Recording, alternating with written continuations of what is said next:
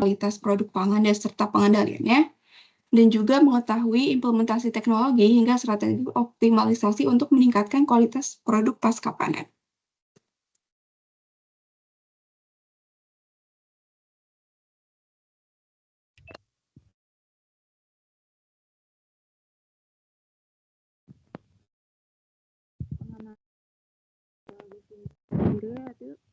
Kegiatan setelah hasil pertanian dipanen hingga produk siap dikonsumsi atau diolah lebih lanjut. Dimulai dari cleaning, bertujuan menghilangkan kotoran seperti tanah, debu, sisa tanaman, dan kontaminan lain yang menempel pada produk. Ini tuh praktik kebersihannya bisa menggunakan larutan khusus, misalnya seperti klorinasi ringan, dan gunakan peralatan bersih dan higienis. Selanjutnya ada sortasi dan grading. Tujuannya yaitu memisahkan produk berdasarkan kualitas ukuran atau tingkat kematangan. Untuk praktiknya sendiri bisa menggunakan meja atau alat sortasi yang bersih dan mudah dibersihkan. Petugasnya sendiri harus menggunakan sarung tangan agar kebersihan tetap terjaga. Terus ada penyimpanan, tujuannya menjaga mutu dan memperpanjang masa simpan. Praktiknya sendiri bisa menggunakan tempat penyimpanan yang bersih, kering, dan bebas dari hama. Sirkulasi udara dan suhu harus dikontrol sesuai dengan jenis produk. Hindari tumpukan langsung ke lantai, gunakan palet atau rak. Selanjutnya ada transportasi dan distribusi. Tujuannya mengangkut hasil pertanian ke tempat pemasaran atau konsumen akhir. Ini suratnya belum pindah ya? Sudah, Bapak. Kok di saya masih bab 1 ini, pengenalan penanganan pasca panen yang transportasi. Belum berpindah ya teman-teman yang lain? Coba. Sudah, Pak, itu gambarnya yang di bawah. Sudah. Yang kiri bawah. Oh, memang itu. Iya. Oke, silakan dilanjut. Tujuannya yaitu mengangkut hasil pertanian ke tempat pemasaran atau konsumen akhir, gunakan kendaraan bersih dan tertutup, jangan mencampur hasil panen dengan bahan kimia atau barang lain yang dapat mencemari. Ketika melakukan penanganan yang tepat untuk dilakukan, dapat menghindari dari kerusakan fisik, mikrobiologis, dan fisiologis. Kerusakan fisik yaitu terjadi karena penyebab benturan, tekanan, dan goresan. Penanganannya yaitu gunakan alat panen yang tajam dan sesuai agar terhindar dari penyerangan mikrobiologis. Kerusakan fisiologis yaitu karena penyebabnya perubahan suhu, kelembapan, dan gangguan metabolisme produk akibat penyimpanan tidak tepat seperti chilling injury atau kehilangan air atau over ripening. Penanganannya dapat dilakukan dengan penyimpanan pada suhu dan kelembapan yang sesuai, hindari suhu ekstrim, jaga ventilasi untuk mencegah akumulasi gas etilen. Kerusakan mikrobiologis penyebabnya infeksi dari jamur, bakteri, lainnya karena sanitasi buruk atau kelembapan tinggi. Penanganan yang tepat dapat dilakukan dengan pencucian dengan air bersih atau sanitasi ringan, misalnya dengan larutan klorin 100 ppm. Next.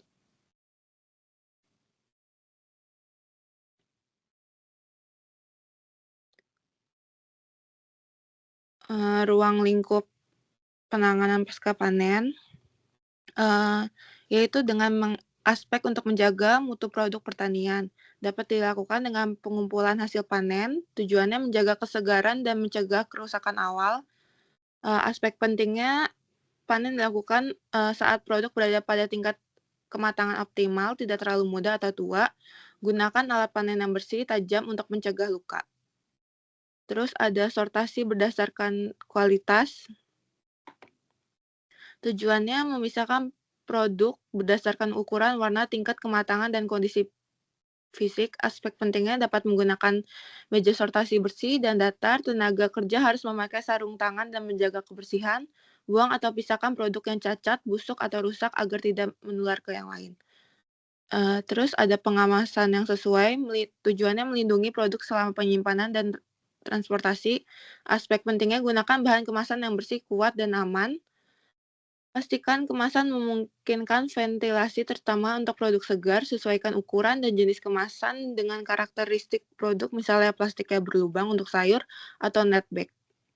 Penyimpanan dengan kondisi optimal tujuannya memperlambat kerusakan dan memperpanjang umur simpan. Aspek pentingnya, atur suhu dan kelembapan sesuai dengan jenis komoditas, gunakan cold storage atau ruang sejuk bila diperlukan. Letakkan produk di rak atau palet. Habis itu ada distribusi ke pasar atau konsumen akhir, tujuannya menjaga mutu hingga produk diterima konsumen. Gunakan kendaraan tertutup dan bersih, pastikan suhu kelembapan kendaraan sesuai, terutama untuk produk segar, hindari tumpukan berlebih yang bisa merusak produk. Selain itu, integrasi dengan ilmu biologinya sendiri itu ada dengan memahami fisiologi tanaman setelah panen. Setelah dipanen, tanaman buah atau sayuran masih hidup dan tetap menjalankan proses fisiologis seperti respirasi, transpirasi, dan pematangan. Proses ini mempengaruhi kesegaran, kadar air, rasa, dan umur simpan produk. Penanganannya sendiri dapat dilakukan dengan kendalikan suhu atau untuk memperlambat respirasi. Semakin tinggi suhu, semakin cepat respirasi, cegah kehilangan air transpirasi dengan menjaga kelembapan atau menggunakan kemasan pelindung, kendalikan kadar etilen, gas pematangan, pada buah seperti pisang, tomat, mangga agar tidak cepat matang dan rusak.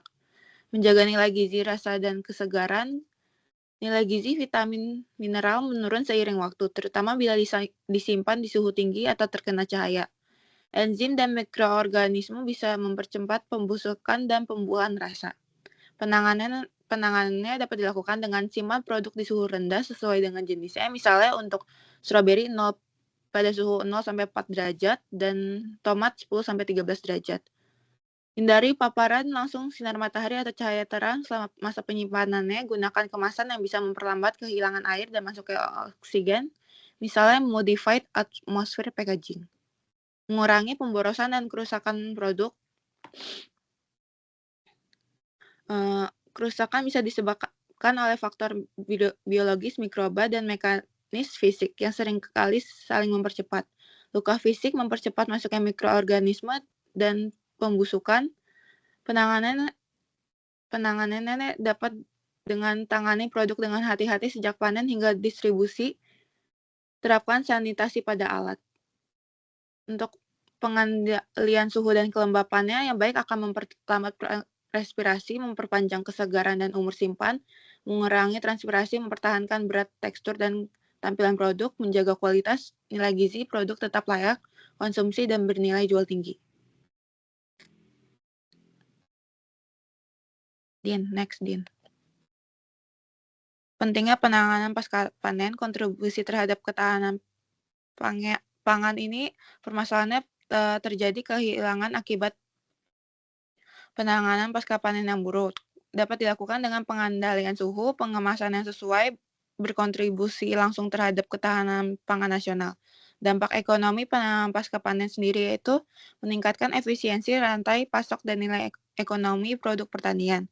Kontribusi terhadap keberlanjutan lingkungan, kehilangan pangan dengan pemborosan sumber daya. Adaptasi teknologi pasca panen dapat mengurangi nilai susut dan menurunkan dampak lingkungan negatif.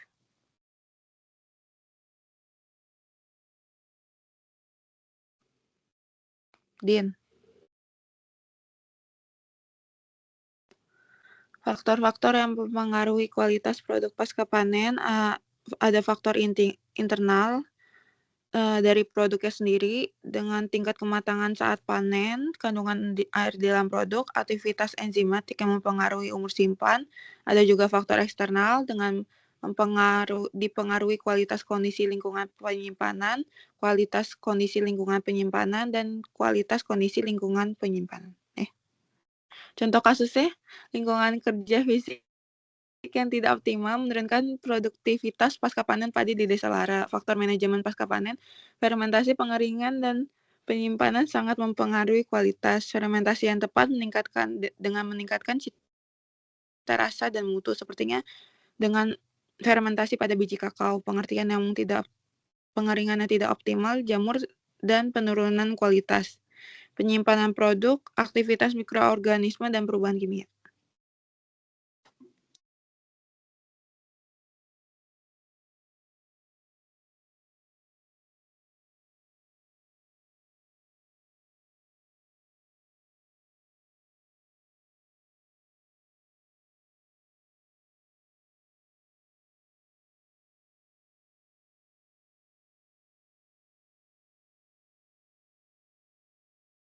Ayo, silakan. Baik, selanjutnya ada perubahan fisika pada produk pasca panen. Yang pertama ada penyusutan dan penyimpanan.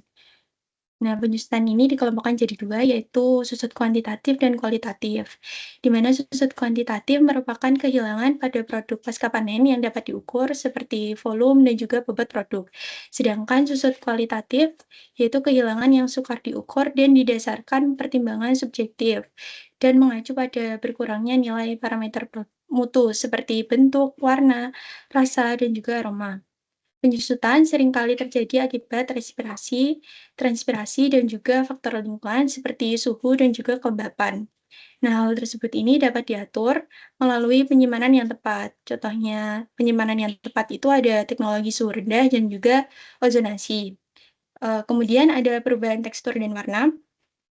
Perubahan tekstur merupakan proses lunaknya jaringan dan terjadi karena perubahan dinding sel dan substansi lain seperti pektin yang larut. Kemudian, perubahan warna terjadi karena perubahan kandungan pigmen. Nah, contohnya ini ada pisang yang awalnya belum matang, kan berwarna hijau, dan mengandung klorofil. Klorofil ini kemudian terdegradasi, maka karotenoid yang sebenarnya ada namun tidak tampak menjadi tampak dan merubah kulit buah menjadi warna kuning. Next.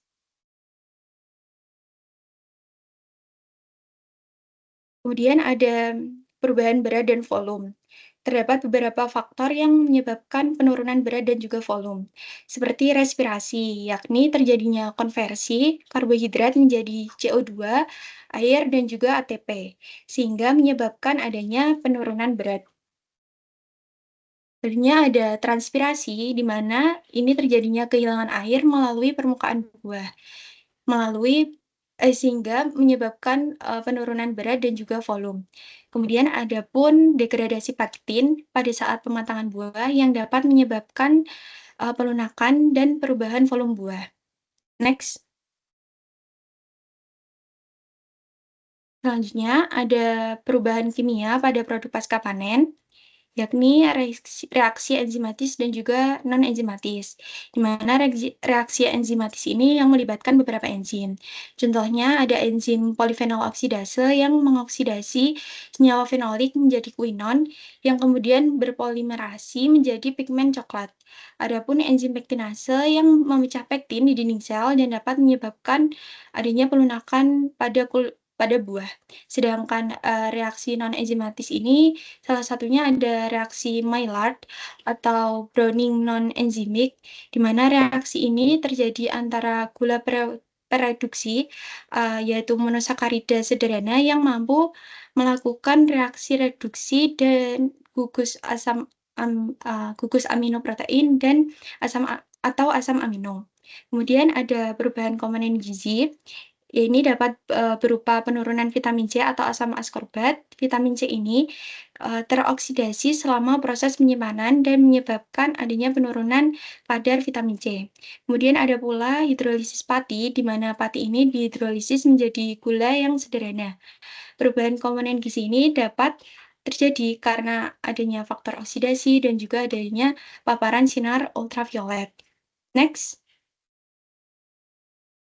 Selanjutnya, ada pula perubahan senyawa penyebab kerusakan, yaitu terdapat pembentukan etilen. Etilen ini merupakan senyawa organik hidrokarbon yang paling sederhana dan berpengaruh pada pemasakan fisiologis. Etilen ini berupa gas atau biasa atau senyawanya yaitu C2H4 yang merupakan hormon alami yang diproduksi oleh buah yang bekerja efektif pada konsentrasi yang sangat rendah, yakni kurang dari 0,005 mikrolit per liter. Dan apabila konsentrasinya terlalu banyak dapat menyebabkan adanya pembusukan. Selanjutnya ada pula asam organik, yaitu pada masa pematangan, kadar asam organik ini dapat meningkat hingga pH-nya bisa mencapai 2 sampai 5,5. Asam organik ini sebagaimana karbohidrat merupakan substrat untuk respirasi. Sebab itu meningkatnya kadar asam ada erat kaitannya dengan fungsi respirasi. Asam-asam terbanyak yaitu ada asam sitrat, malat, dan juga suksinat. Next.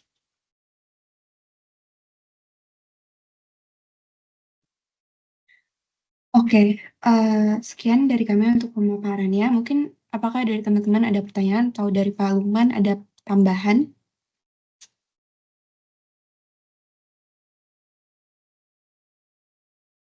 Ya, silakan Mbak Dian Anggi menanyakan dulu Mbak. Dan siapa ya? Dian Anggi, silakan. Dan satunya lagi Mbak siapa itu? Silakan ya Mbak Anggi. Oke, baik. Terima Evi, kasih. Naila Zulfa, silakan nanti yang kedua. Ya, suara saya sudah terdengar jelas. Terdengar jelas. Oke, baik. Terima kasih. Perkenalkan, nama saya Diana Puspita dengan NIM akhir 003. Tadi dijelaskan bahwa penurunan suhu itu dapat mempengaruhi perubahan kimia pada produk pasca panen. Aku mau nanya, kenapa sih teknik pendinginan atau penurunan suhu itu efektif dalam memperlambat perubahan kimia pasca panen? Seperti itu. Sudah jelas pertanyaannya? Jelas. Terima Nanti kasih, dijawab ya. Mbak. Nanti dijawab. Kemudian yang kedua Mbak Evi ya. Naila Zulfa. Silakan. Mohon maaf Mbak, tadi kepencet. Oh, tadi kepencet. Saya pikir mau nanya. Ada lagi yang mau nanya? Cukup ya. Ya, nanti tolong dipersiapkan jawabannya ya. Oke, saya terima kasih sudah di-share materi yang menurut saya insightful ya. Mungkin bisa dibantu untuk ke slide-slide sebelumnya, Mbak. Dari awal mungkin. Saya ulas sedikit ya inti dari apa penanganan pasca panen yang kaitannya dengan yang disampaikan tadi.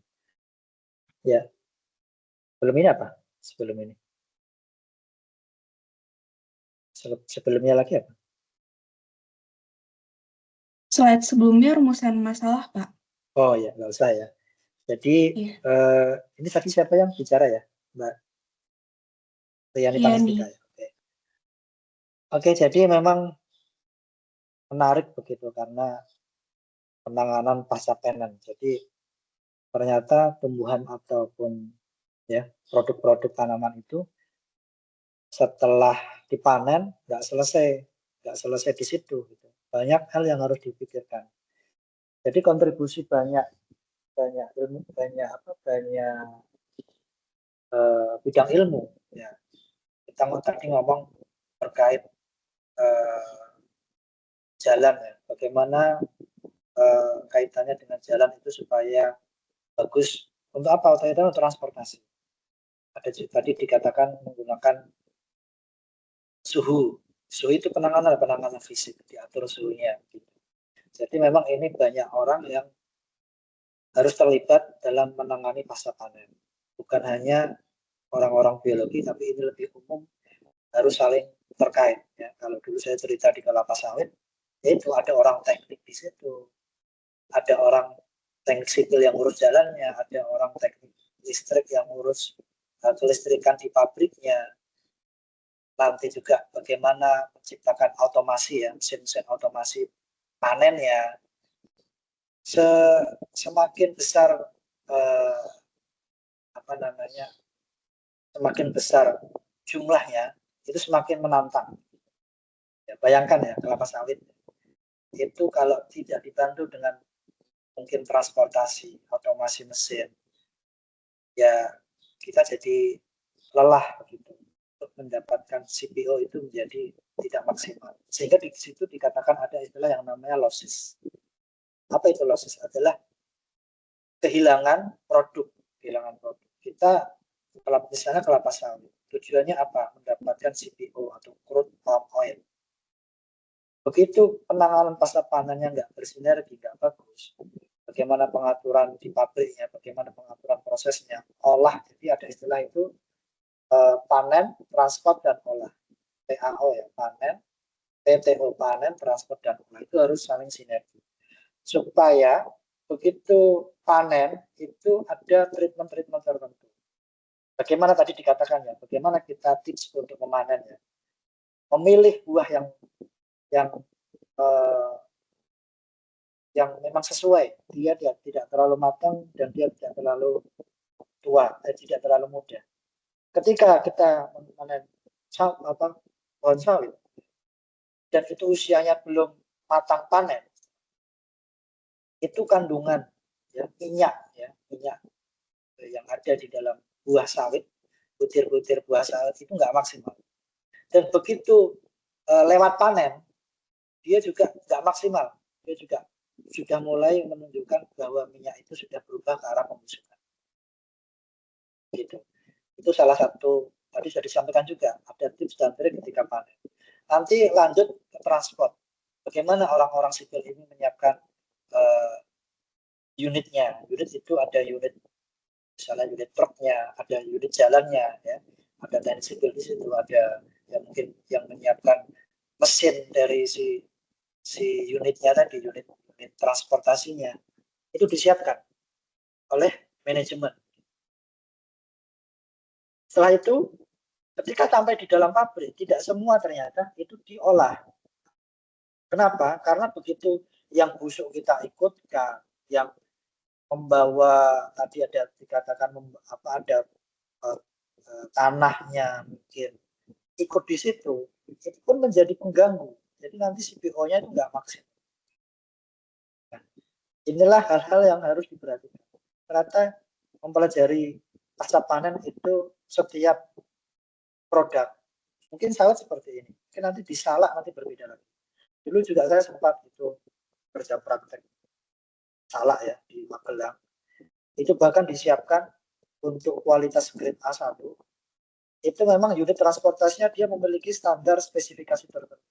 Misalnya truknya atau kontainernya itu dilengkapi dengan AC. Kalau teman-teman mungkin biasa di Panturanan ya, itu ada unit-unit kontainer itu yang di atas dari kabin drivernya itu dia ada semacam tambahan untuk mengatur suhu yang ada di bak truk. Supaya apa? Supaya selama transportasi itu dia nggak mengalami busukan, hanya sekedar salah. Itu untuk A1 ya, grade A1. Kalau mungkin untuk yang grade C itu mungkin yang mungkin pasarannya adalah di pasar tradisional itu ya tidak seperti itu pasti penanganannya. Sehingga kalau teman-teman sampai misalnya di ya kita katakanlah Superindo, itu adalah produk-produk yang memang menjaga kualitas. Sehingga tadi sudah dijelaskan ya, fisiknya, penanganan yang tepat untuk yang ada fisiknya itu dijaga.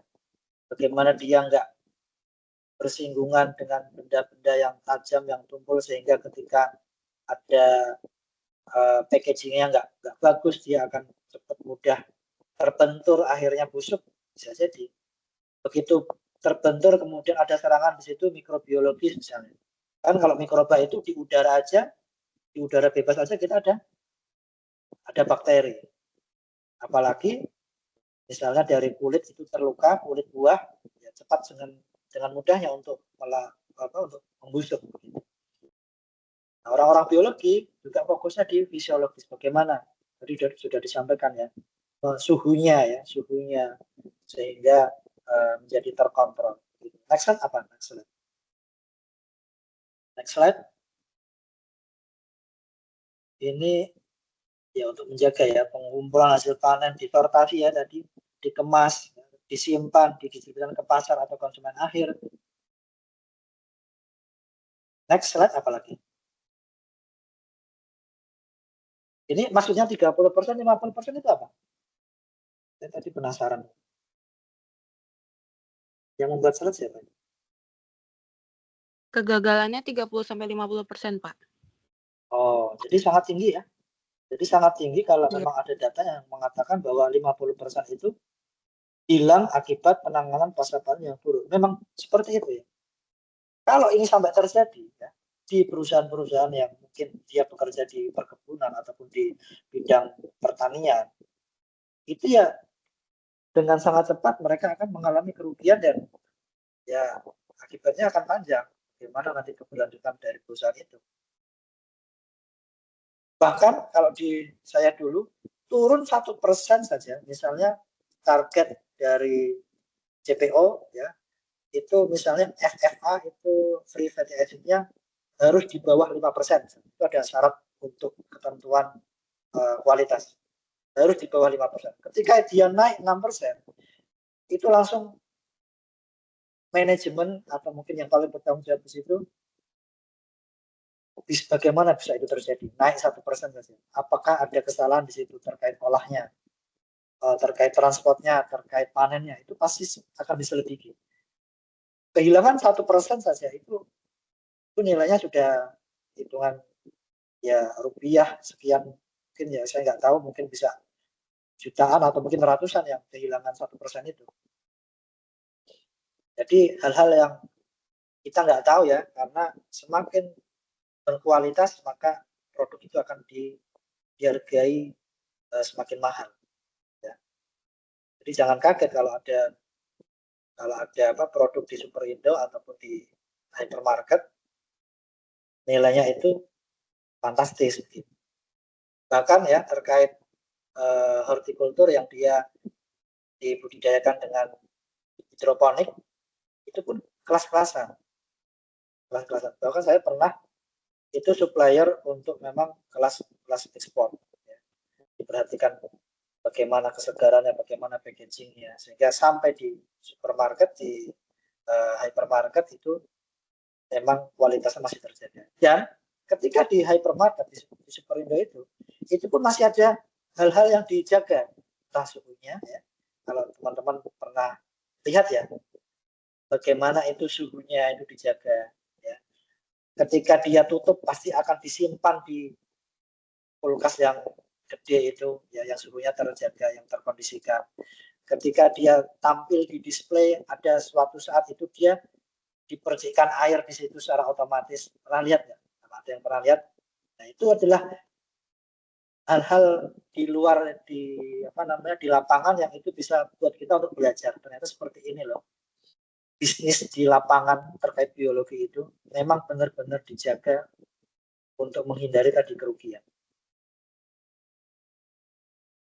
Ya, pasti akan, ini kaitannya dengan sumber daya alatnya ya, pasti akan listriknya akan naik ya, beban listriknya mungkin kalau kaitannya dengan ininya. Kalau dia otomatis ya mungkin membeli otomatisasi itu juga mahal gitu.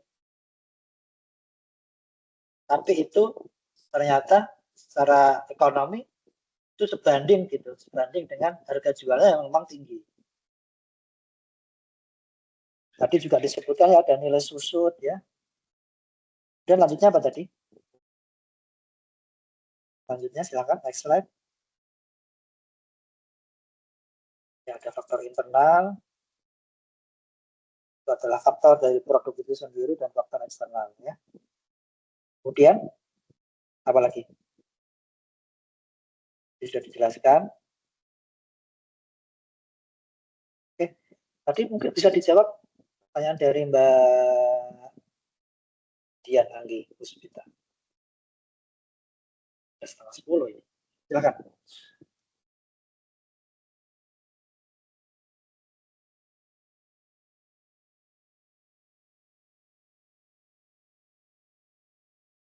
Sebelumnya izin menjawab dari pertanyaannya Dian Anggi. Tadi kan pertanyaannya tentang bagaimana penurunan suhu itu dapat memengaruhi perubahan kimia ya. Nah, teknik penurunan suhu itu efektif dalam memperlambat perubahan kimia pasca panen karena suhu rendah itu secara langsung dapat memengaruhi reaksi kimia dan juga proses metabolisme dalam produk.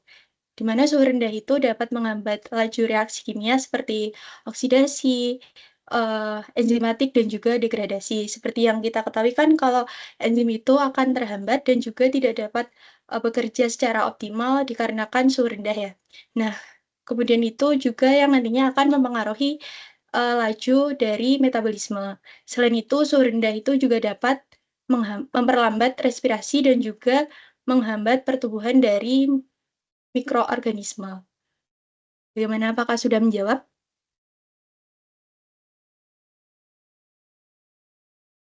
Oke, sudah. Izin bertanya lagi, mungkin? Ya, Boleh? boleh, silakan. Boleh. Oke, baik. Kenapa ada produk yang seharusnya atau sebaiknya itu tidak ditaruh di pendingin? Kalau semisal tadi teknik pendinginan itu kan efektif dalam memperlambat perubahan kimia. Nah, terus kenapa ada produk yang seharusnya itu tidak ditaruh di pendingin? Seperti itu. Contohnya produk apa, Mbak? Seperti bawang mungkin, Pak, terus yang lain-lain kayak semisal kayak kentang, seperti itu, Pak. Oke. Nanti tolong dijawab ya untuk yang presentasi. Itu ya, itu kita keep dulu untuk yang ini, sesi ini kita cukupkan ya karena waktunya sudah berlanjut. Silakan nanti dicari ya jawabannya. Tadi disebutkan ya dari kentang dan bawang itu tidak disarankan untuk didingin. Nah, itu silakan nanti dicari jawabannya. Saya persilakan untuk melanjutkan itu Mbak Aurora dan Mbak Itia. Silakan.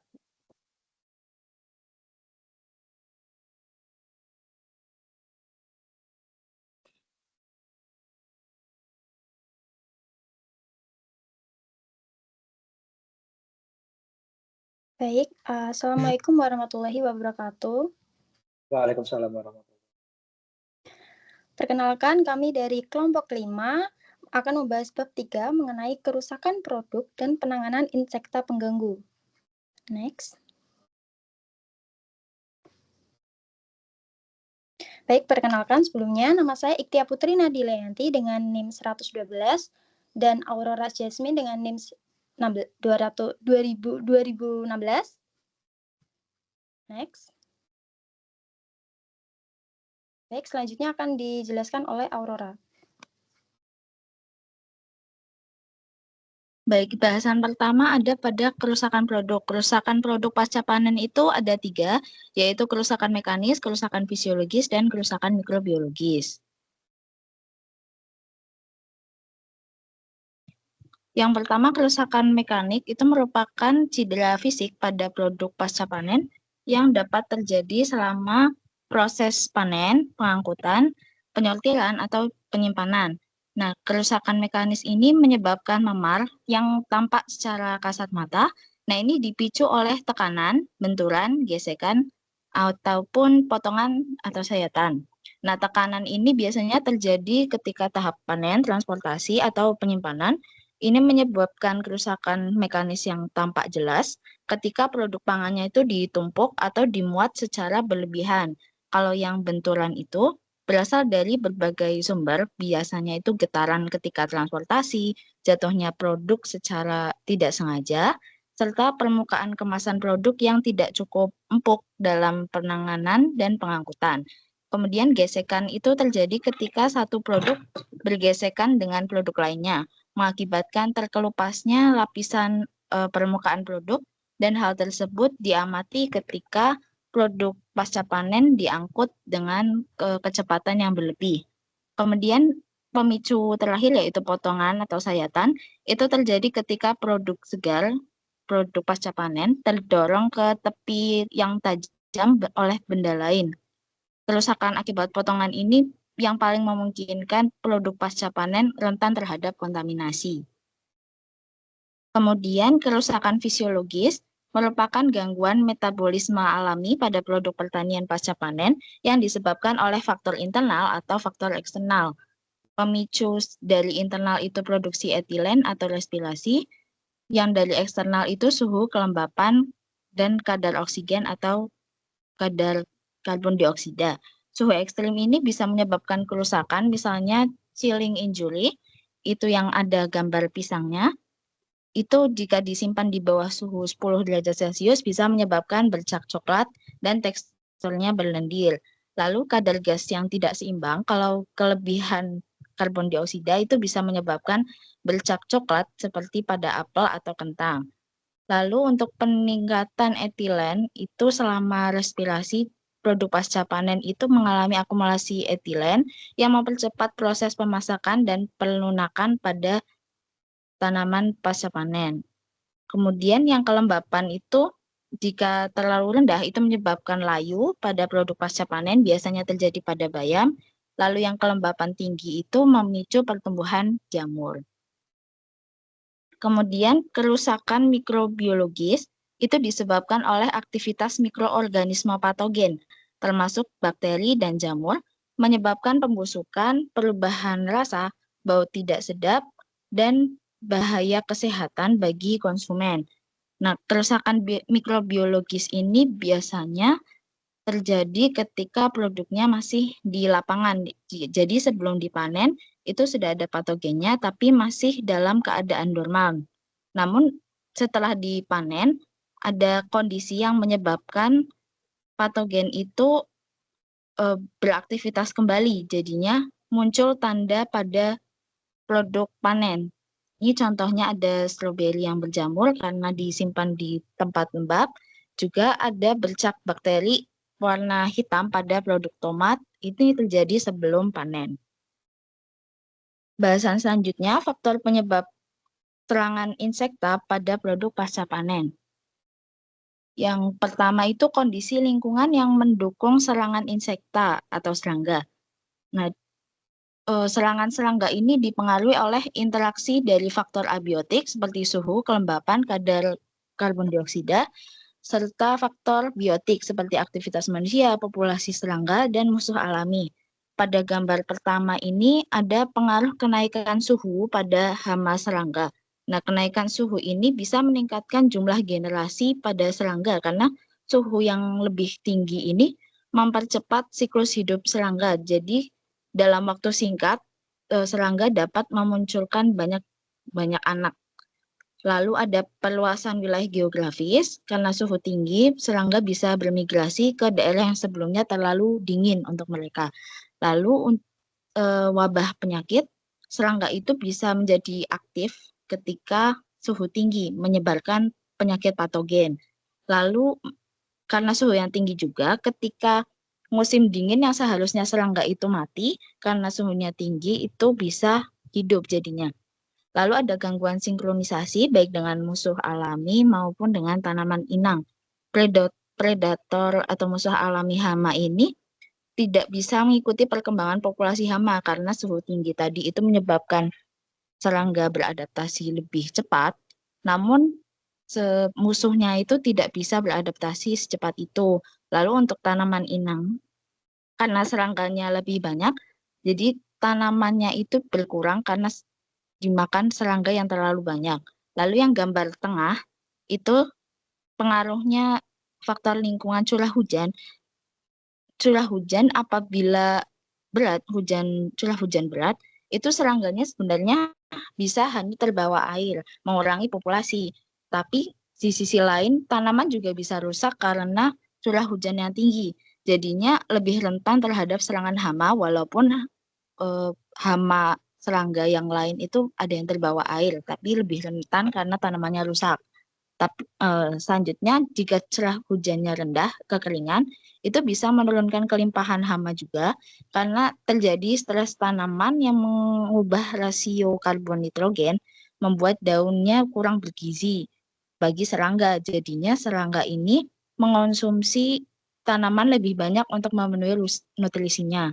Lalu bagian gambar terakhir yang peningkatan karbon dioksida itu seperti yang kekeringan tadi, itu karena mengubah rasio karbon dan nitrogen, itu menyebabkan tanaman tumbuh lebih cepat tapi menurunkan kadar nitrogen. Jadinya nutrisi pada tumbuhan itu berkurang, hamanya itu membutuhkan nutrisi sehingga dia akan makan lebih banyak daun.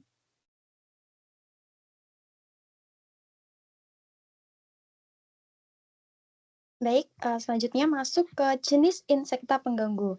Nah, insekta pengganggu ini biasanya disebut juga hama gedung. Jadi, berupa organisme yang dapat menyebabkan kerusakan pada produk panen. Nah, sebenarnya ada beberapa ordo seperti Coleoptera, Lepidoptera, Hemiptera, Diptera, Orthoptera, bahkan Blattodea. Namun dalam PowerPoint ini kami lebih fokus dalam 3 ordo, yaitu yang pertama Coleopatra, yaitu sejenis kumbang, merupakan kelompok serangga dengan sayap keras, elytra, yang menyerang biji-bijian utuh, seperti Rhizoperta dominica.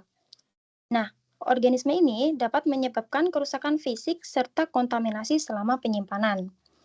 Nah, dalam ordo Coleopatra ini, yang berpengaruh itu biasanya di fase larva dan juga dewasa. Dapat menyebabkan kontaminasinya itu berupa kotoran ganti kulit hingga mengkontaminasi produk panen tersebut. Kemudian yang kedua ada ordo Lepidoptera. Nah, ordo Lepidoptera ini sejenis ngengat atau kupu. Kelompok ini menyerang bagian tanaman seperti daun. Mengapa menyerang daun? Karena dalam ordo Lepidoptera ini yang bekerja biasanya fase larva. Jadi fase larva itu biasanya kita kan menemukannya di daerah daunnya, dan itu bisa menyebabkan lubang, sobek, dan hal-hal lain yang memang mempengaruhi luas daun tersebut. Nah, di sini contohnya itu ada Plutella xylostella yang menyebabkan gagal panen pada tanaman kubis akibat aktivitas makan larva. Nah, jadi larva ini tuh melakukan aktivitas memakan daunnya, sehingga itu mengganggu aktivitas kubis yang disebut crop. Di mana kubis kan biasanya daunnya menggulung atau menyatu di bagian tengah gitu ya. Jadi kalau ditemukannya larva Lepidoptera itu memang mengganggu aktivitas crop kubis tersebut. Selanjutnya yang ketiga ada ordo Pseucoptera. Nah, ini tuh sejenis kutu buku, merupakan serangga kecil penghuni gudang yang lembab seperti Liposchelis bostricopila yang menyerang serpihan biji dan menurunkan mutu produk serta mencerminkan buruknya kondisi penyimpanan. Nah, dalam ordo Pseucoptera ini masuknya ke dalam hama sekunder. Nah, kenapa kok masuk ke dalam hama sekunder? Dikarenakan Pseucoptera ini tidak bisa menyerang produk pangan secara langsung. Biasanya dia menunggu hama primer untuk merusak produk tersebut. Misalnya Coleopatra dulu nih. Coleopatra ini akan menyerang biji-bijian dengan menembus permukaannya atau menembus plastik tipis dalam produk pangannya gitu. Nah, sehabis Coleopatranya ini menyerang produk, maka Pseucopteranya akan datang karena Pseucoptera ini memiliki sayapnya itu yang kecil, tipis, dan juga membranus. Jadi dia tetap membutuhkan tetap membutuhkan kekuatan Coleopatra atau hama primer untuk merusak produk pangan tersebut dulu. Next. Nah, kemudian selanjutnya ada metode pengendalian dan penanganan insekta. Pengendalian ini tuh ada fisik, kimiawi, dan juga biologis. Nah, yang pertama itu ada pengendalian fisik. Pengendalian fisik itu merupakan perlindungan tanaman yang menitik beratkan pada modifikasi lingkungan fisik untuk mengurangi atau menghilangkan ancaman hama. Nah, dampak negatif terhadap lingkungan dan non-target organisme dalam pengendalian fisik ini adalah minim, dikarenakan tidak menggunakan senyawa kimiawi yang bisa mempengaruhi lingkungan sekitar gitu. Nah, pengendalian fisik ini dibedakan dengan 3 metode, yaitu metode pasif, aktif, sama miscellaneous. Nah, metode pasif ini yang pertama, mencegah hama tanpa intervensi langsung. Maksudnya itu tidak membutuhkan tindakan langsung dari manusia. Jadi manusianya itu cuma mempersiapkan benda atau suatu barang yang memang tujuannya untuk mencegah hama masuk dalam produk pangan gitu. Misalnya ini ada gambarnya jaringan pelindung. Jadi ini kan jaringan pelindungnya melindungi pohon gitu. Jadi tujuan metode pasif ini adalah mencegah hama itu masuk ke dalam produk pangan atau jaringan tumbuhan tersebut. Nah, jadi tuh masih membutuhkan suatu benda atau dukungan sesuatu hal yang memang menjadi temboknya gitu loh, bukan manusianya yang bekerja gitu. Kemudian yang kedua itu ada metode aktif, yaitu melibatkan tindakan langsung seperti panas atau radiasi. Nah, dalam metode aktif ini itu membutuhkan tindakan di mana nanti fokusnya itu mengganggu, membunuh, bahkan memaksa pergi hama. Nah, di sini contohnya itu dalam fotonya ya, kita itu memakai clean dry. Jadi ini pengeringan produk pertanian di mana menggunakan panas suhunya itu nanti dinaikkan dan dikontrol hingga serangga yang ada dalam produk tersebut itu mati atau tidak kuat untuk melanjutkan siklus hidupnya. Kemudian yang ketiga, ini ada miscellaneous. Nah, ini tuh pengendalian fisik tapi nggak masuk dalam pasif dan juga aktif. Jadi ini tuh mencakup metode khusus seperti penyimpanan hermetik dan perangkap cahaya. Jadi miscellaneous ini tidak menggunakan metode konvensional. Jadi metodenya itu unik. Di sini itu di sini tuh contohnya itu dalam gambar ya, itu adalah ruang kedap udara. Jadi digunakan dalam proses pengeringan cabai, di mana nanti kandungan oksigennya itu rendah, tapi karbon dioksidanya tinggi, sehingga nanti serangga itu nggak mampu untuk melanjutkan siklus hidupnya. Dan juga ini juga bisa menjaga mutu cabai agar tetap stabil. Next. Kemudian yang kedua ada pengendalian kimiawi. Nah, pengendalian kimiawi ini menggunakan senyawa sintetis atau alami untuk membunuh serta menghambat siklus hidup. Nah, ini kan pasti teman-teman tahu dong, pengendalian kimiawi itu contohnya insektisida. Nah, tapi penggunaan insektisida berlebihan itu dapat menyebabkan resistensi hama, pencemaran produk, dan gangguan terhadap organisme non-target. Nah, tapi di sini kita memberikan contoh satu nih, ada insektisida spinosad. Nah, ini insektisida yang ramah lingkungan karena insektisida selektif di mana dia terbuat dari fermentasi bakteri, sehingga dia lebih fokus pada hama target. Jadi dia tidak akan mempengaruhi hama non-target. Nah, cara spinosad ini biasanya menyerang sistem saraf serangga yang menyebabkan serangga nanti kejang, lumpuh, bahkan mengalami kematian. Next. Yang terakhir ada penanganan biologis. Nah, pengendalian biologi itu menggunakan musuh alami seperti parasitoid, predator, dan patogen untuk menekan populasi hama secara alami dan berkelanjutan. Jadi, sifat penanganan biologis ini ramah lingkungan dan juga bisa mengurangi populasi hama secara langsung. Kemudian keamanan non-targetnya sangat tinggi, tidak mempengaruhi organisme non-target yang lain gitu. Maksudnya lebih fokus ke hama target saja. Nah, di sini tuh ada contohnya kumbang Coccinella septempunctata, itu memangsa kutu daun. Nah, kumbang ini biasanya bekerja di fase larva bahkan dewasa gitu. Nah, di sini tuh kumbang ini mampu mengatasi kutu daun yang berkembang cepat, di mana satu kumbang itu biasanya bisa memangsa ratusan kutu daun dalam satu tanaman gitu. Dan cara kumbangnya ini melakukan penanganan biologis dengan cara menggigit, menghisap cairan kutu daun hingga kutu daun tersebut itu mati gitu. Nah, kumbang ini tidak mengakibatkan kerusakan tanaman karena memang dia fokus pada hama targetnya saja. Mungkin next.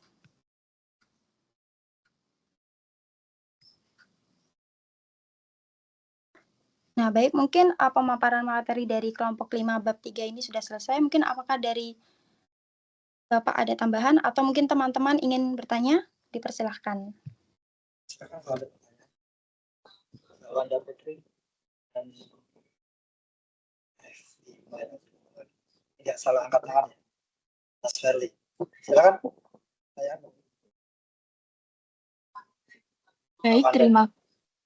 Terima kasih untuk kesempatannya. Perkenalkan, nama saya Wanda Putri Evita dengan NIM akhir 024, izin bertanya. Kan tadi udah dijelasin, terdapat penggunaan spinosad sebagai insektisida yang ramah lingkungan. Nah, apakah insektisida tersebut itu memiliki kelemahan tersendiri, dan jika iya, apakah ada cara untuk mengatasinya? Terima kasih. Mas Ferli. Baik, terima kasih atas kesempatannya Bapak. Sebelum perkenalkan, nama saya Ferli Sivanda Prastio dengan NIM akhir 005. Tadi kan sudah dijelaskan ya, salah satunya itu ada penanganan hama dengan menggunakan metode fisik. Nah, salah satunya itu ada secara langsung atau aktif, tadi saya lupa. Paman itu kan dia menggunakan panas dan juga radiasinya. Nah, pertanyaan saya, apakah dengan menggunakan panas itu dia dapat mempengaruhi juga dari kualitas si bahan pangannya? Dan kalau misalnya menggunakan radiasi, apakah itu tidak akan menyebabkan mutasi ya pada si bahan pangan tersebut? Mengingatkan walaupun si bahan pangan ini udah dipanen kan tetap saja mereka masih merupakan sel hidup ya. Terima kasih. Ya, Mbak Evi.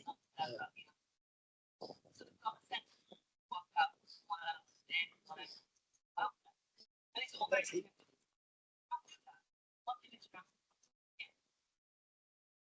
Mas Adi silakan. Mbak Adi. Maya. Baik, terima kasih atas kesempatannya. Perkenalkan, saya Ade Maya Atriani dengan NIM akhir 014, izin bertanya. Tadi di awal udah dijelasin mengenai jenis-jenis kerusakan produk pasca panen. Nah, saya izin bertanya dari ketiga jenis kerusakan produk pasca panen yang ada mekanis, fisiologis, sama mikrobiologis itu, mana yang paling cepat terjadi setelah panen dan tolong jelaskan juga apa alasannya. Terima kasih.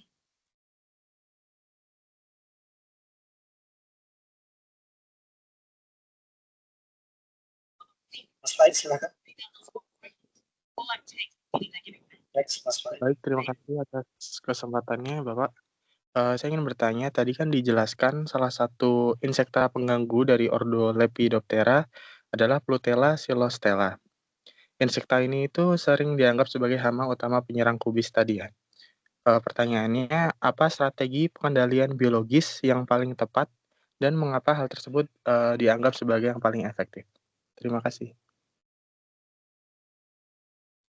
Next. Mbak Evi, terakhir. Ini nggak salah angkat tangan kan? Enggak, Pak. Baik, terima kasih atas kesempatannya. Saya Vimela Zulfa dengan NIM 028, izin bertanya. Salah satu bentuk kerusakan mekanis ini adalah adanya gesekan antar produk saat transportasi. Jadi, bagaimana kerusakan ini bisa memperpendek masa simpan suatu buah dan apakah ada kaitannya dengan proses metabolisme yang terjadi begitu? Terima kasih.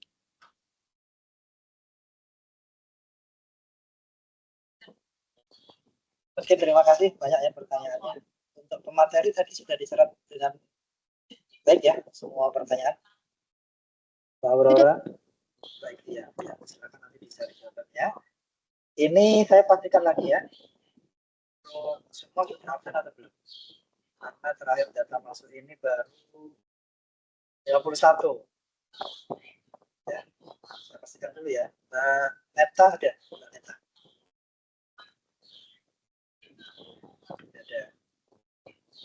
Ada alasan Mas Ferry? Mbak Neta? Ada info?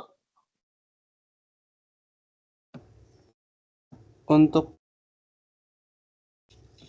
Neta ada, Bapak. Bagaimana? Oh, ada? Ada, iya. Oh, ada. Oke, nanti kalau yang saya panggil yang belum absen mungkin bilang ya, biar saya absenkan. Mbak Neta ada ya, betul ya? Tadi ada, Bapak. Mungkin terkendala jaringan. Oke. Ini soalnya tidak masuk kalau di sini. Kalau tadi ada sudah sampai menyampaikan ke saya, Bapak, kalau terkendala absen. Aulia Rahman. Hadir, Bapak. Oh, Mbak ya. Ya, belum absen juga ya, saya absenkan ya. Cinta Mei Lina. Cinta, ya. Hadir, Bapak. Mbak Wanita Almas Saputri. Hadir. Mbak Wanita. Hadir, Bapak. Agrika hadir. Kita hadir ya.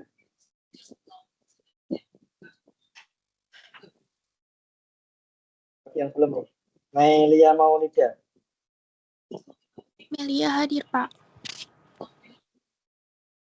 Kedua yang belum hadir. Ada 3 yang belum absen berapa ya? Indra Zulfa, Bapak.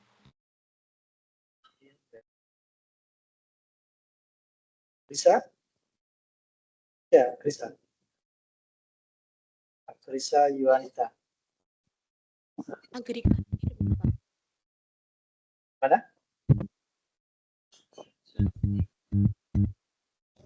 Agrika hadir, Bapak. Sebenarnya terkendala mikrofon. Oke. Yang terkendala mikrofon yang bukan di email saja nggak apa-apa.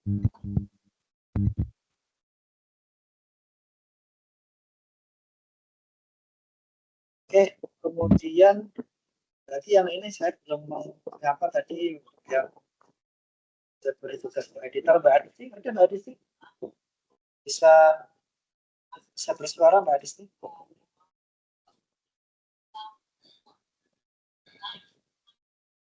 Adisti, Aulia Putri.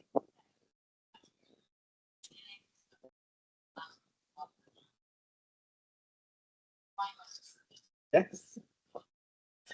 Masih ingat?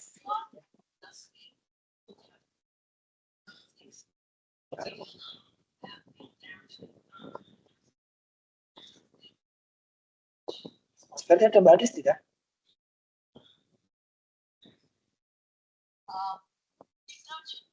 Hadir, Pak. Adisti bukan? Iya, Adisti. Mbak Adisti Aulia Pak. Putri ya, betul ya? Iya, betul, Pak.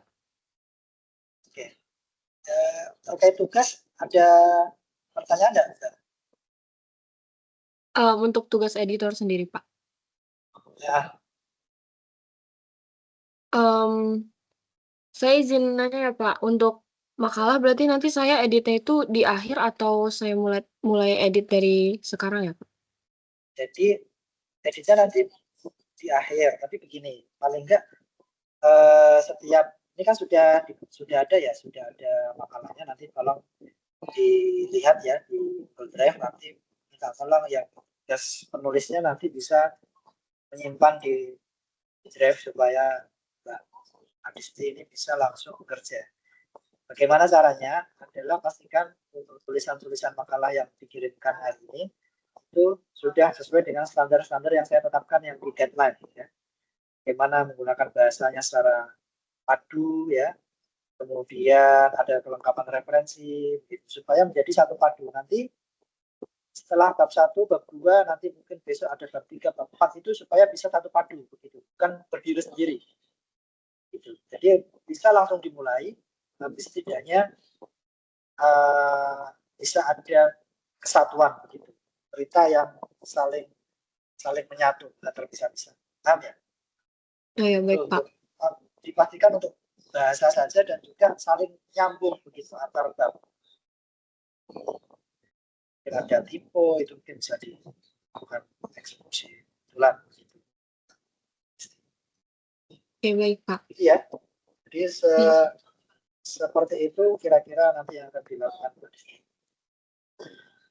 Oke, terima kasih untuk kelompok ya, terima kasih untuk Mbak Aurora dan Mbak Adia yang sudah memaparkan, dan tadi ya Mbak Palestika, Mbak Melani, Mbak Lia Priana, ini bisa langsung dijawab tidak untuk yang pertanyaan-pertanyaan tadi, yang tadi sudah siap dijawab?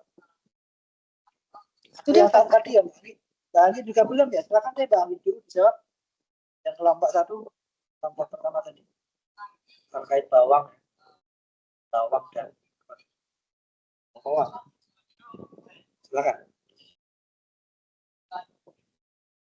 Belum pindah ke kelompok. Ini saya sambil nge-zoom yang lain ini soalnya. Silakan untuk kelompok 1.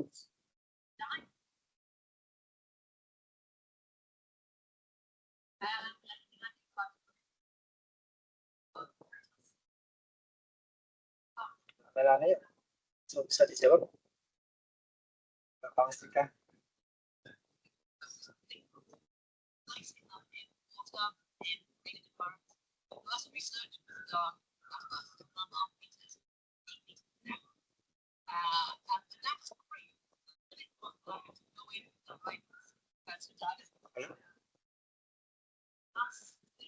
Baik, saya izin menjawab pertanyaan Dian Anggi tadi yang pertama terkait dengan kenapa ada produk pasca panen yang tidak baik ditaruh di tempat yang dingin dalam penyimpanan penanganan pasca panen.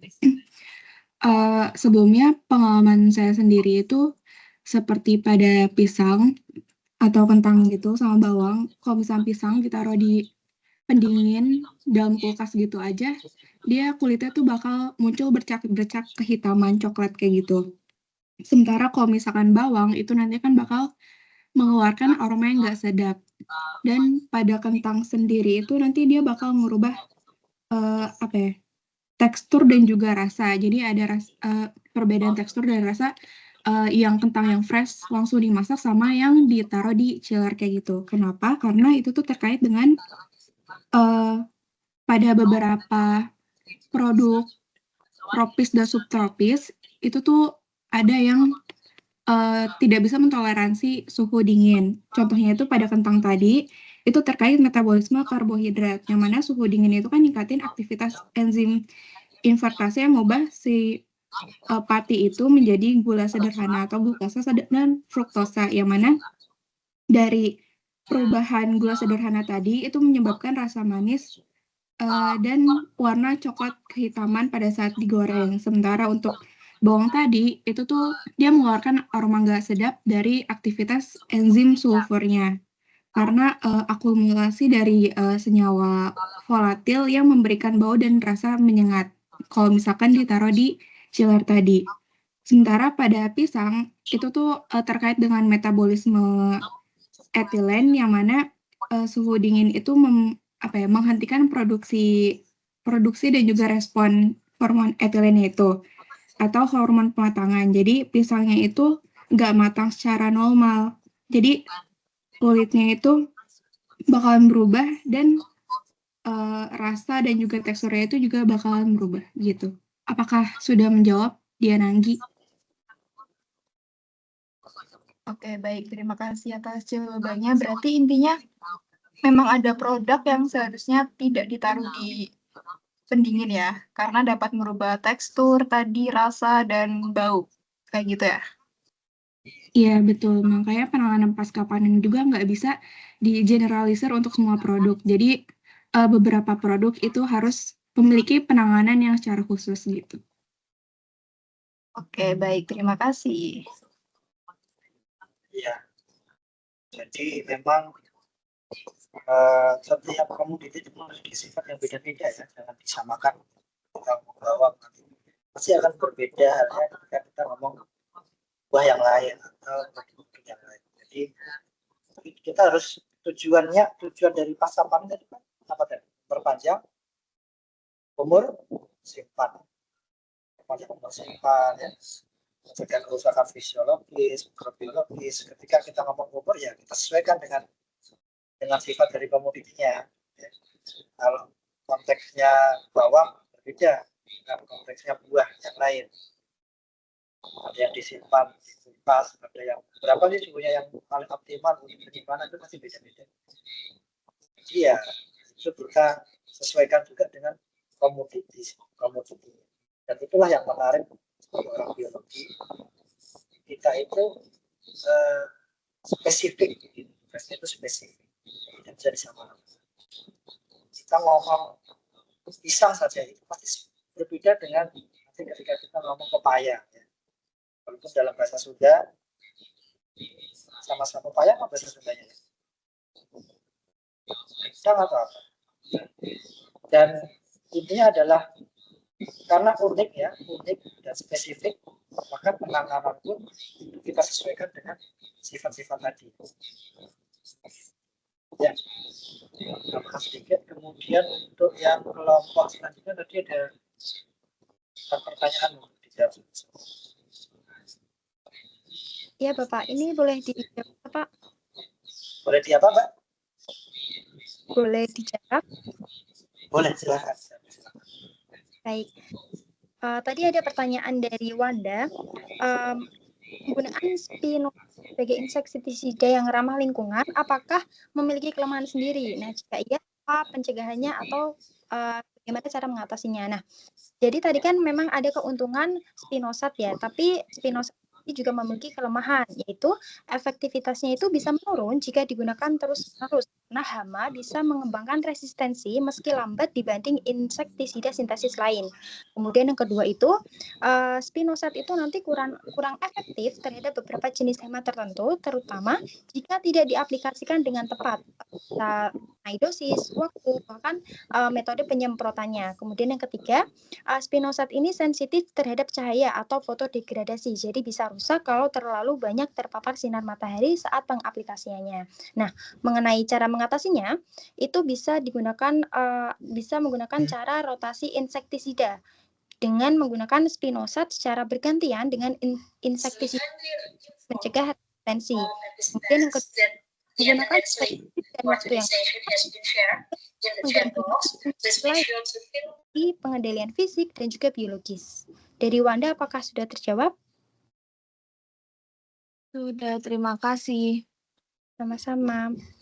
Kemudian ada pertanyaan dari Faik mengenai Prutella kilostela itu kan dianggap sebagai hama utama kubis. Nah, apa strategi pengendalian biologis yang paling tepat dan mengapa strategi tersebut itu disebut efektif? Nah, jadi strategi pengendalian biologis yang paling tepat untuk Prutella kilostela dalam kubis itu dapat menggunakan parasitoid Trichogramma. Nah, ini tuh alasannya karena Trichogramma ini adalah serangga kecil yang dapat bertelur di dalam telur hama Prutella. Jadi nanti Trichogramma ini akan menggagalkan telur hama dari Prutella itu untuk menetas menjadi larva. Jadi sehingga siklus hidupnya itu bakal terputus sejak dini. Nah, metode ini sangat efektif karena spesifik menargetkan hama itu. Jadi aman untuk tanaman dan organisme lain, tidak meninggalkan residu kimia dan juga ramah lingkungan. Kemudian berfungsi jangka panjang terutama jika dilepaskan secara berkala. Jadi apakah Faik sudah bisa diterima? Sudah, terima kasih. Sama-sama. Kemudian tadi pertanyaan dari Verly, salah satu penanganan hama dengan metode fisik itu kan menggunakan panas dan juga radiasi. Apakah mempengaruhi kualitas bahan pangan? Jadi mungkin yang pertama ya panas ya.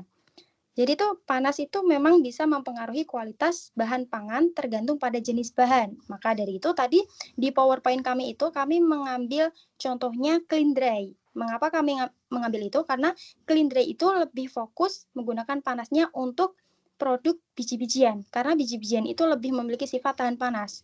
Jadi kenapa tidak menggunakan contoh sayur? Karena kalau sayur kena panas itu kan nanti bisa layu, kemudian bisa menyebabkan hilangnya nutrisi atau perubahan warna. Jadi sebenarnya penggunaan metode fisik itu tergantung dengan produk yang akan digunakan. Jadi kalau panas ya udah berarti kita memakainya yang produk seperti biji-bijian aja karena dia memiliki sifat yang tahan panas gitu. Jadi memang harus dilihat dari produk yang akan digunakan metode tersebut gitu. Mungkin kalau radiasi, Aurora? Baik, izin menambahkan untuk yang radiasi itu apakah dikhawatirkan tidak mengalami mutasi gitu? Sebenarnya radiasi ini tidak membuat bahan pangan menjadi berubah mutasi itu karena dosisnya itu cukup rendah. Nah, ini tuh tidak mengubah DNA dari bahan pangan sendiri itu.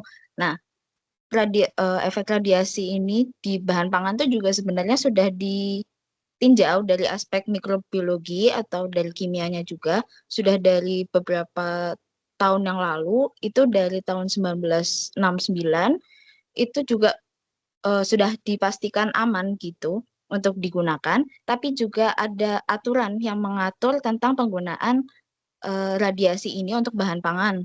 Nah, ini peraturannya itu ada pada standar International Codex Alimentarius.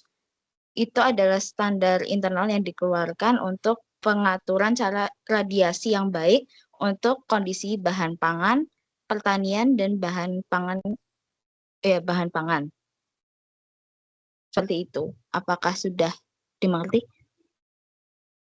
Sudah menjawab, terima kasih Aurora Iktia. Baik, selanjutnya saya akan menjawab pertanyaan dari saudari Ade. Untuk dari ketiga metode itu,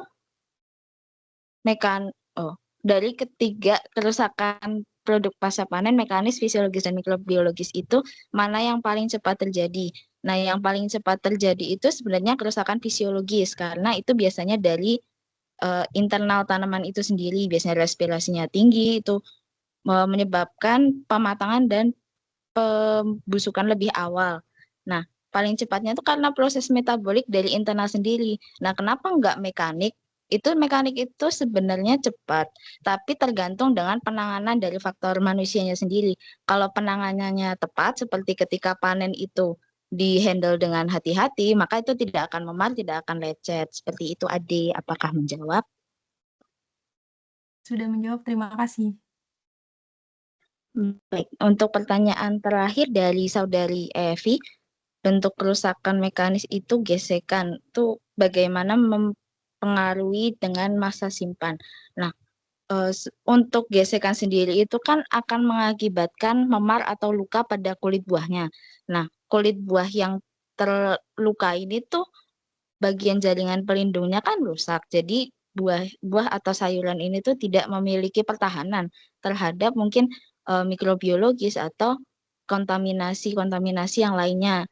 Nah, karena itu tuh adanya luka itu bisa meningkatkan respirasi dari internal sendiri karena sebagai respon stres, bisa juga karena ada luka, jadi ada celah untuk kontaminasi jamur atau bakteri masuk. Karena sudah tidak memiliki perlindungan, jadinya gesekan itu bisa mempengaruhi masa simpan suatu buah. Seperti itu, Evi. Apakah sudah menjawab? Sudah, terima kasih. Baik, terima kasih. Karena semua pertanyaan sudah terjawab, apakah dari Pak Lukman ada tambahan? Iya, saya ada sedikit, ini sudah terakhir ya. Saya ucapkan terima kasih semua ya yang sudah menyiapkan ya, dari mulai bahan, kemudian membuat presentasi, dan juga menampilkan dengan sangat bagus ya. Mungkin juga bisa dilanjutkan di kelompok-kelompok berikutnya. Jadi terkait penanganan pasca panen itu hal yang paling menarik sebetulnya ya. Mungkin juga bisa dipelajari begitu konteksnya ketika dulu ya, mungkin zaman-zaman Nabi Yusuf kalau kalian pernah mendengar ya. Jadi beliau itu merupakan seorang mungkin juga dikatakan presiden ataupun juga menteri, bisa jadi begitu ya, yang mana di dalam Al-Quran pun disebutkan bahwa Nabi Yusuf itu bermimpi akan menghadapi situasi yang luar biasa. Apa itu? Akan 7 tahun mengalami hasil pertanian yang sangat melimpah. Kemudian diikuti dengan 7 tahun kelaparan atau mungkin ya cuaca yang buruk, yang ekstrim, sehingga hasil pertanian tidak maksimal waktu itu. Kemudian ketika beliau bermimpi seperti itu, ini yang paling menarik, bahwa setiap kali panen itu ternyata disimpan. Disimpan selama 7 tahun itu dilakukan penyimpanan dengan gudangnya yang saat itu ya, kita nggak bisa membayangkan ya, karena kita tidak tinggal di waktu itu. Bagaimana untuk menahan supaya tidak lembab, itu dipikirkan begitu. Jadi ilmu penanganan pasca panen pada saat itu ternyata sudah berjalan. Sehingga kalau hari ini itu ada teknologi yang mengikuti ya, teknologi plasma, kemudian banyaklah mungkin teknologi untuk memperpanjang masa simpan ikan misalnya. Itu ya sudah dilakukan oleh orang-orang zaman dulu dengan metode ataupun dengan ilmu yang kita mungkin belum bisa gitu. Mungkin contoh kecilnya ya, orang dulu bisa membangun candi ya, seperti Candi Borobudur. Orang sekarang apa bisa membangun seperti itu? Nggak ada yang menandingi. Orang dulu, orang Jawa zaman dulu memiliki musik yang tidak ada tandingannya sampai hari ini. Apa itu? Musik gamelan ya. Apa ada sekarang ya yang musiknya menyamai gamelan ya, membuat perunggu ataupun bahan yang seperti itu bisa keluar musik. Itu kan sesuatu yang luar biasa. Jadi kaitannya dengan penanganan pasca panen, ternyata itu sudah dari zaman dahulu kala, bagaimana cerita Nabi Yusuf itu menyimpan hasil pertanian itu bukan hanya untuk menyelamatkan warganya saja, tapi sampai juga beliau itu melakukan ekspor ke negara-negara tetangga, yang mana negara tetangga waktu itu tidak siap dengan ancaman masalah iklim yang memburuk selama 7 tahun. Karena Nabi Yusuf itu sudah menyiapkan di 7 tahun pertamanya untuk disimpan, sehingga ya negaranya itu aman. Ya itu mungkin yang sedikit cerita dari zaman dulu ya. Ini teman-teman biologi pasti punya banyak informasi ya. Nanti bisa dicari deh, bagaimana sih metodenya zaman dahulu untuk menangani produk-produk pertanian waktu itu, sehingga kalau tidak terjadi kelaparan ketika pemerintahan Nabi Yusuf, bahkan sampai surplus hasil panennya. gudangnya spesifikasinya yang bagaimana, kemudian packagingnya seperti apa. Nah, ini di pertemuan selanjutnya akan dibahas tuh terkait packaging ya, terkait packaging, kemudian modifikasi atmosfer ya. Ini kan modifikasi atmosfer kaitannya dengan gudang. Ya, ini nanti akan dipresentasikan oleh Mbak Wanda dan juga Mbak Aulia ya, minggu depan itu tanggal 1, saudara-saudara, dan libur. Ini mau libur atau mau online? Kalau saya sih maunya libur. Ada request mau masuk? Libur saja ya? Libur saja, Bapak. Nah, libur saja, kita kuliah lagi itu tanggal 8. Tapi kan untuk materi hari ini tuh sebetulnya tadi sudah disampaikan ya. Sudah disampaikan yang pertemuan hari ini, sehingga hari ini cukup padat 2 materi, jadi dijadikan 1. Kemudian kita akan kuliah lagi di tanggal 8 ya, tanggal 8 Mei. Itu nanti akan membahas modifikasi atmosfer ya. Itu nanti tolong nanti yang mencari materi bisa mengkaitkan dengan cerita-cerita zaman Nabi Yusuf. Kemudian ada teknologi pengemasan, packaging, saat itu seperti apa, kalau ada bisa disampaikan. Kemudian dan juga teknologi pasca panen yang saat ini ada, itu juga akan disampaikan oleh kelompok berikutnya. Mungkin itu saja kuliah kita hari ini, kita cukupkan karena sudah jam 10 dan saya harus ke kampus. Tidak ada pertanyaan kan dari teman-teman, ini sudah dijawab semua tadi. Kalau tidak ada saya cukupkan sekian ya. Dan mohon maaf bila banyak hal yang kurang. Saya akhiri. Wassalamualaikum warahmatullahi wabarakatuh. Waalaikumsalam warahmatullahi wabarakatuh. Terima kasih, Bapak. Terima kasih. Bapak. Ya. Izin live teman-teman.